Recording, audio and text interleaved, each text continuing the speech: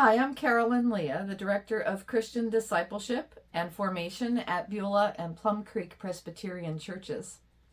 And I am here to read our sixth story today from our book, Easter Love Letters from God by Glennis Nellist. We have been reading a story each week as we have been journeying through Lent and getting ready for Easter. And each week we have turned out a candle as we get closer and closer to Easter. Today we have one candle left. And when they are all out, we remember that Jesus died and was buried in a tomb. And that's our story today. Story about the quiet cave. So by permission of HarperCollins Christian Publishing, let's read The Quiet Cave. Jesus had died.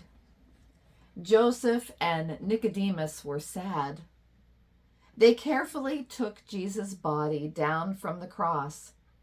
They cleaned him.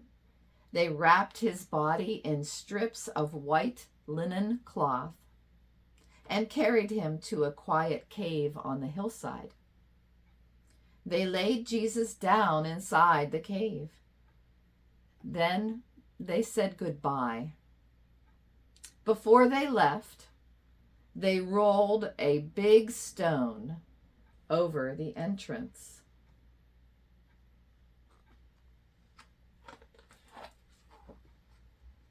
Outside the cave, 2 guards kept watch.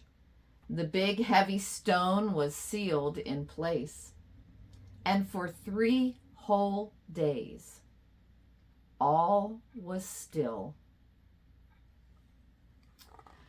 But inside the quiet cave, God was working.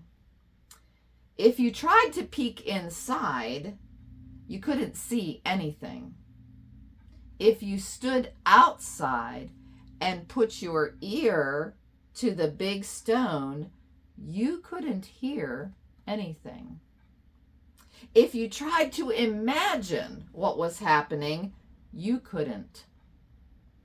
But inside, God was doing something utterly amazing. Something only God could do. Jesus waited, and the world held its breath and waited with him. Our Bible verse for the day is, I am about to do something new, from Isaiah chapter 43, verse 19. And let's read our love letter from God.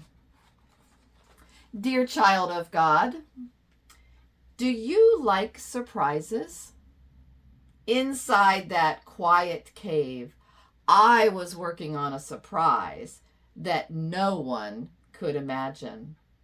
It would be the greatest surprise the world had ever known. Something was happening to Jesus. My son was going to have a brand new life. But for 3 whole days, the world had to wait. Love God. Today on my table, I have a model of what the tomb could have looked like. A little smaller version of what maybe the real tomb that Jesus was laid in looked like. We still have the cross here on our table to remind us that Jesus died and his body was laid in the tomb by his friends.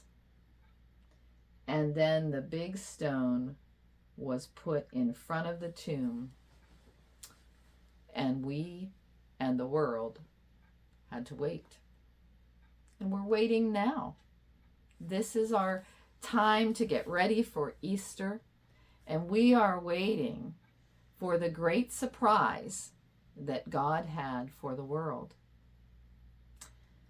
Sometimes it's sad to think about Jesus dying on the cross and how his friends must have been very sad when they had to say goodbye. Sometimes we have to say goodbye when people die that we love, or maybe when our pets die, or other things that we have to say goodbye to. But we always know that God is with us, even when we have hard things that we have to go through, even when we're sad. God is with us, and God's great love is with us. I wonder what you like to do while you wait. We will be waiting a couple more days until Easter Sunday.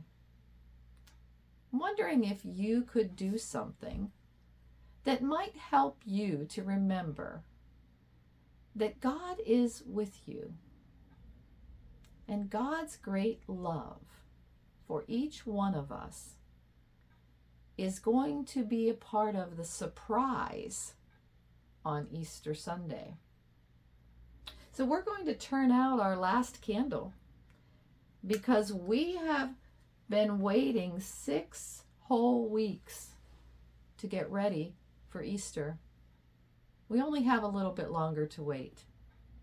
And then I'll be back with a new story and a big surprise. I'll see you next time.